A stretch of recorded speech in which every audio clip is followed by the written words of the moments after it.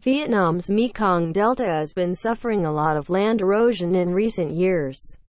Is this linked to upstream developments, including dams?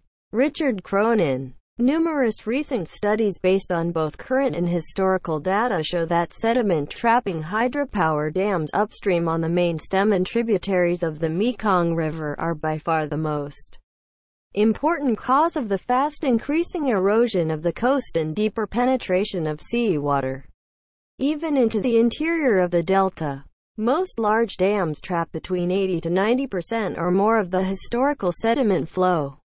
Important but lesser causes of land erosion include sand mining upstream and in the delta and the construction of canals that expose more surface area of the land to erosion. So what is in store for the Mekong Delta in terms of the sediment it has received? Historically, coastal erosion and sediment flows are highly connected.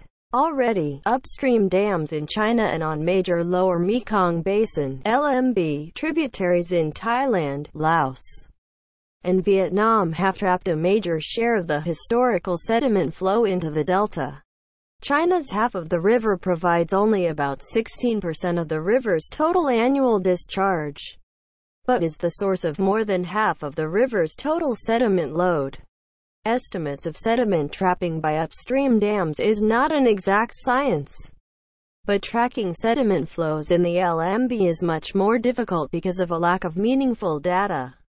The exception to this situation is Chong Saen, Thailand's northernmost river port, where record-keeping on sediment flows has been carried out for a long time. In this case, Chinese dams are estimated to be trapping 83% or more of the historical flow of sediment from the Chinese half of the river. One study that assumes 38 dams with reservoirs that already exist or are highly likely to be built, what MRC modelers call the definite future scenario, estimates that 51% of the historical sediment load that previously reached lower reaches of the LMB, including the Tonle Sap, the Cambodian floodplain and the Mekong Delta, would be trapped in the dam reservoirs. If the highest development scenario were to come to pass, 96% of the sediment would be captured upstream and only 4% of the historical flow would reach the delta. What about Cambodia's Sambar Dam? How would it affect water, fish sources and livelihoods of people in downstream areas? A report has described the Sambar Dam, as originally designed, as probably the largest and most destructive dam in the Mekong River basin. Numerous other studies share the same view, some calling the 8 kilometers wide dam a fish killer and massive sediment trapper.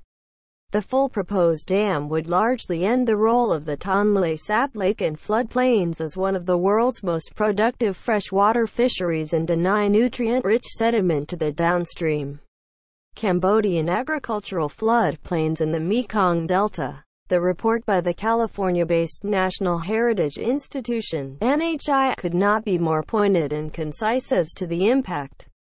The Sambar reach of the Mekong is the corridor that experiences perhaps the largest annual migration of fish biomass on the planet. A large-scale dam and impoundment at this site would obstruct this migration, which is vital for the completion of the life cycles of the migratory fish that characterize the most productive freshwater fishery in the world. It would also capture most of the sediments and nutrients that maintain and replenish the morphology of the Mekong Delta and nourish the food web for the fishery. How should member countries in the Mekong region use recommendations mentioned in this report? This is the most important question.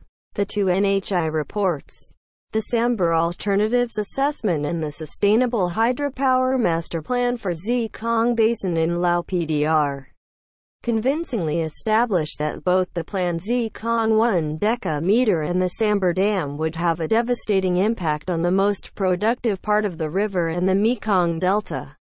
The concept of floating solar arrays on dam reservoirs and lakes is no longer novel.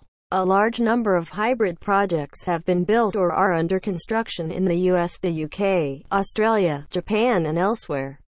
especially with the rapidly falling cost of solar panels and the generally rising cost and high financial and political risks to large dam projects.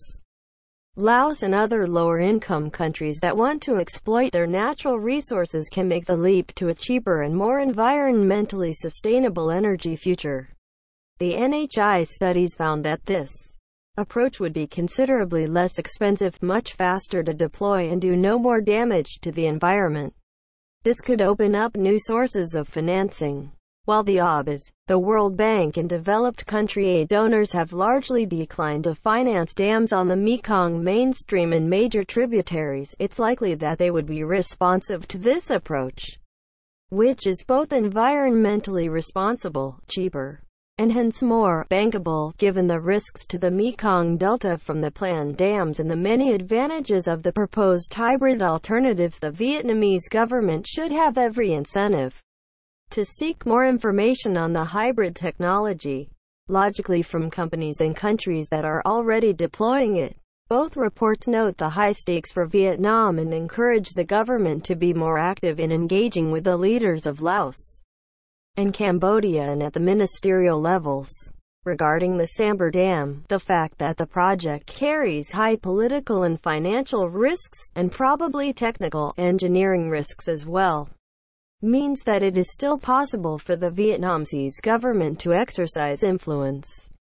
Cambodian government officials insist that Sambar Dam is a high-priority project, but the company that was originally picked to build the dam, China Southern Power Grid, pulled out of the project in late 2011 as a result of protests by Cambodian villagers that the dam would decimate the fish population, and also because the plan would require relocating 19,000 people. The Vietnamese government should also have significant leverage regarding the Sambar Dam, since Vietnam reportedly is to be the off-taker of 70% of the power, with another 10% going to Thailand. How can Vietnam complain about the impact of the dam on the delta while buying a major share of its output? Although the CEO of the Mekong River Commission, MRC, must remain impartial, the fact that the current CEO, Dr. Pham Tuan Phan, is Vietnamese puts him in a position to focus more research on the hybrid concept and engage with the governments about incorporating this attractive alternative into the organization's next 5-year strategic development plan. Regarding Mekong 1 and other planned dams, the report emphasizes that Laos has made good progress with the promulgation and approval by the National Assembly of a new policy on sustainable hydropower development, but notes that the policy guidelines declare goals and procedures but no specific responsibilities and substantive criteria. The report seeks to fill this gap as much as possible, given that Vietnam's environmental policies and procedures regarding hydropower dams are more advanced. This is an area where Vietnam could help, especially in conjunction with international expertise and financing. Moreover, the fact that the National Utility (EVN) is a major investor in the Cayman 1 deca-meter should ease the problem of trying to persuade the dam developer owner to agree to the deployment of floating solar panels on the reservoir and integration of its output with the hydropower house. Because the politically influential Royal Group is a minor investor in the Lower Sesson 2 (LS2) dam, deploying solar panels on the reservoir in lieu of building the Sambar Dam may not be so easy. In addition to its stake in LS2, the Royal Group currently is the only identified potential investor in the Sambar project and reportedly is in line to carry out the pre-feasibility, feasibility and social and environmental impact studies. Allowing the deployment on the LS2 reservoir would undercut the group's strong interest in the Sambar project. Richard Cronin is a Mekong specialist at the American think tank Stimson Center. The video is sponsored by Cientronic.com.